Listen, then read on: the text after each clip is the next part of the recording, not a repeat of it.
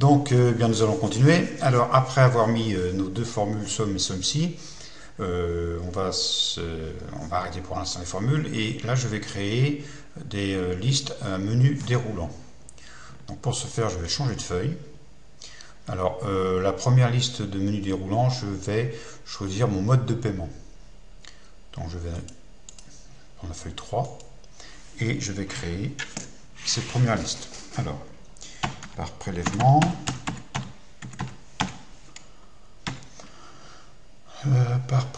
payé par carte bleue.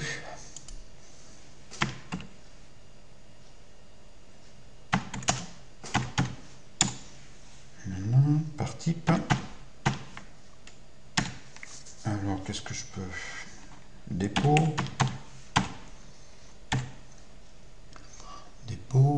Virement. Ainsi de suite. Donc, alors, pour nommer cette plage, je sélectionne. Je sélectionne aussi une cellule vide qui nous servira bien sûr pour les numéros de chèque. Je clique ici, je vais le nommer mode. Je fais entrer pour valider. Je retourne. Donc, on pourrait pour les dépenses, on va créer notre deuxième liste. Donc, pour les dépenses, qu'est-ce qu'on peut avoir? Du gasoil ou essence. Essence, pareil. Alors, essence, nourriture.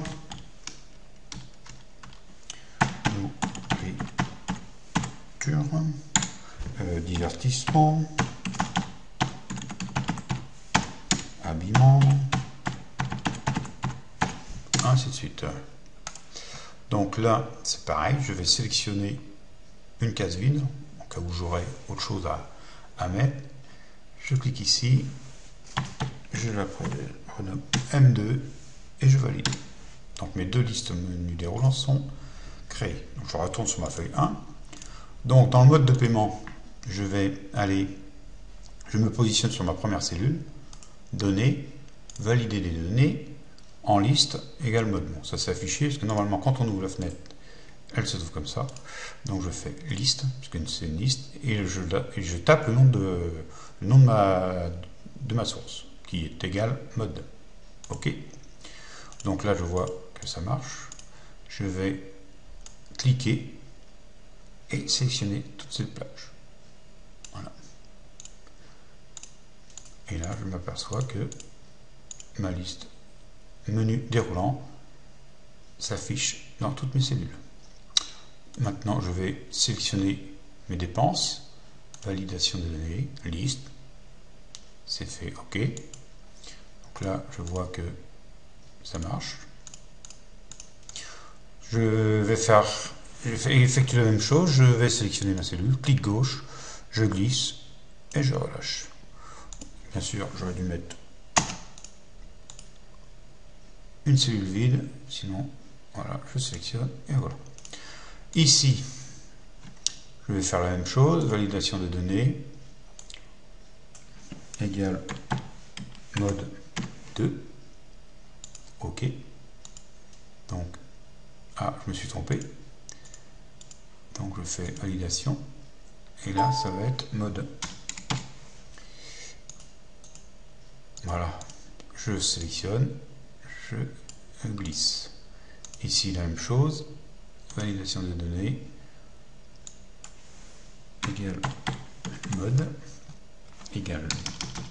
Alors, il ne faut surtout pas se tromper de signe et inscrire le nom de la même façon que nous l'avons marqué dans notre feuille 3, sinon ça ne marchera pas. OK. Je sélectionne et je glisse. Voilà. Alors, donc là, nos listes menu déroulant ont été faites. Alors, un petit truc qui est pas mal non plus, je vais me resservir de la fonction somme-ci. Et ici, je vais marquer dépenses, essence. Alors, pourquoi? C'est pour faire le bilan à peu près du mois de ce que l'on a consommé en essence. Alors, ici, je vais mettre la fonction somme-ci. OK. Ma plage. ma plage des dépenses, je vais la sélectionner. Et dans cette plage de dépenses, je devrais avoir la critère. Alors, essence. Alors, il ne faut pas oublier les trémas, sinon ça ne marchera pas non plus. Et la somme de plage, la somme de la plage des montants. Et je fais OK. Ici, je vais mettre en monétaire. Et voilà.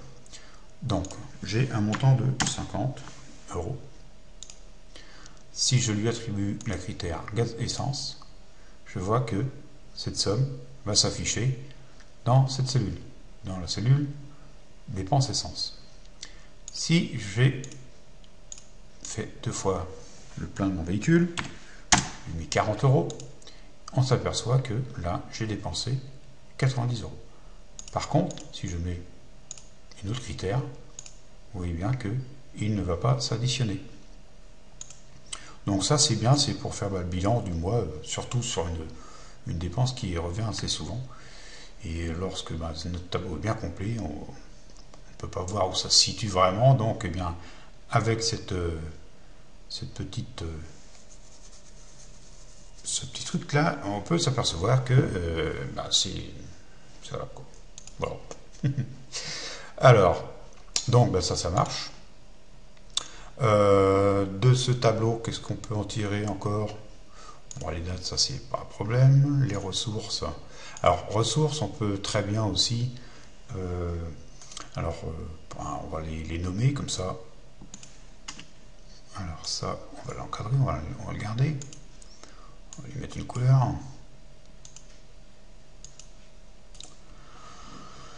Voilà. Alors, ressources. Paye, le paye du mois. Je sais pas moi. Allocation. On va effectuer un petit tableau. Allocation. Alors, dépenses électricité. Alors, vu que c'est des dépenses qui reviennent mensuellement, on ne va pas faire de liste déroulante, on va inscrire directement la critère. Donc, électricité, les lots, le téléphone,